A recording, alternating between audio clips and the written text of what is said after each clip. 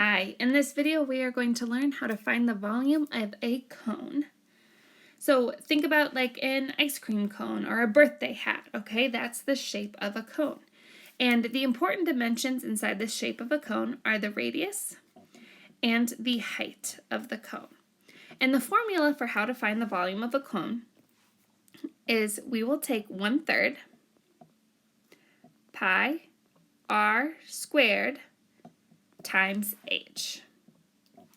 Now hopefully you recognize that this part of the formula, pi r squared h, is the same formula that we used for a cylinder. The only new part of this formula is the 1/3 that is in the beginning. Okay, and that 1/3 comes from the idea that if I had a cone and a cylinder, it would take 3 cones, meaning I would have to fill the cone up with water 3 times for it to equal the amount of water that would fit inside of a cylinder. So that's where the 1/3 comes from.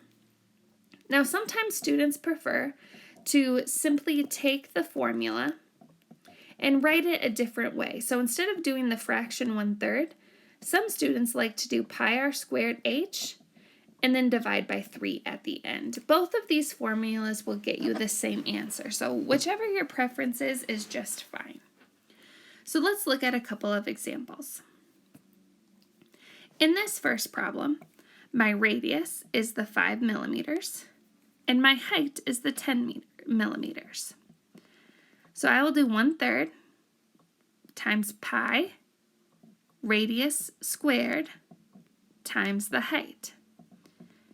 And I will type this in my calculator. So 1/3 times pi 5 squared times 10 would make approximately 261.80. And again, we label volume as millimeters cubed. So there's my volume for number 1. Now, in number 2, right here, this 6 yards is going all the way across the circle. So my radius will simply be half of what 6 is. So my radius is actually going to be 3 for this picture. And my height is going to be 9.